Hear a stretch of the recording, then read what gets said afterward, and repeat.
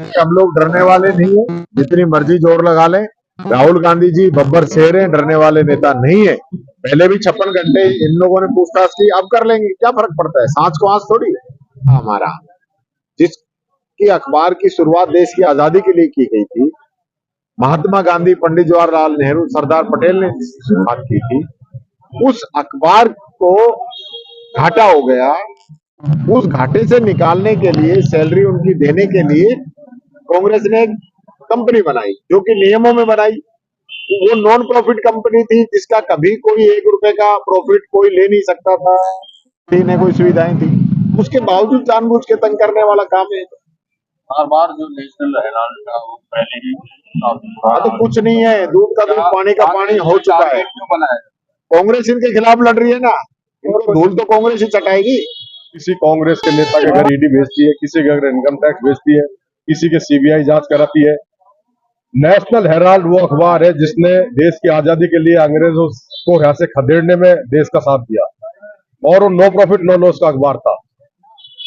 उसकी संपत्ति को बेवजह इन्होंने ईडी ने अटैच कर लिया। हमारे राष्ट्रीय नेता सोनिया गांधी जी और राहुल गांधी जी को नोटिस दे दिया। पिछली बार भी इन्होंने नोटिस दिए थे, कुछ मिला नहीं। अब पुनः उनको नोटिस दे करके और धमकाना चाहते हैं, लेकिन राहुल जी का एक नारा है कि डरो मत, और मोदी जी का यह है कि जब जब मोदी डरते हैं ईडी को आगे करते हैं। अब राष्ट्रीय मुद्दों से ध्यान भटकाने के लिए वो ईडी को आगे करे, इनकम टैक्स को आगे करे, गलत बात है। देश की जनता का सामना तो इनको करना पड़ेगा।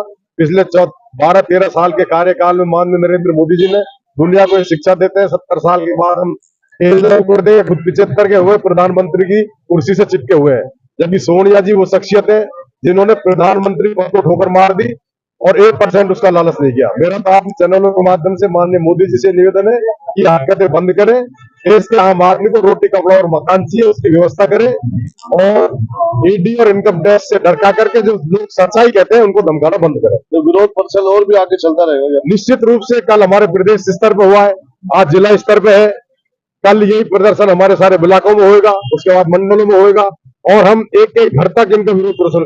कांग्रेस पार्टी जुड़े नेता और कार्यकर्ता अगर भ्रष्टाचार या वाशिंग मत, जो कांग्रेसी लोग भ्रष्टाचार के मुकदमे दर्ज थे वो भारतीय जनता पार्टी में शामिल हो गए तो वाशिंग मशीन बन गए, वो तो धुल गए, उनके तो मुकदमे मानते हो कांग्रेस में कोई भ्रष्टाचारी नहीं है। नहीं, तो कांग्रेस के जो नेता थे वो भ्रष्टाचार, कांग्रेस ऐसी पार्टी है जिसने जाके शुद्ध हो गए। अरे भैया, जिसने देश की ईमानदारी की लड़ाई लड़ी, अगर वो अशुद्ध होते हैं तो बीजेपी उनको लेती क्यों? लेकिन बीजेपी तो भ्रष्टाचारी कह करके उनको डरा धमका के शामिल कर लेती है, फिर उनको ईमानदारी का धमका दे देती है।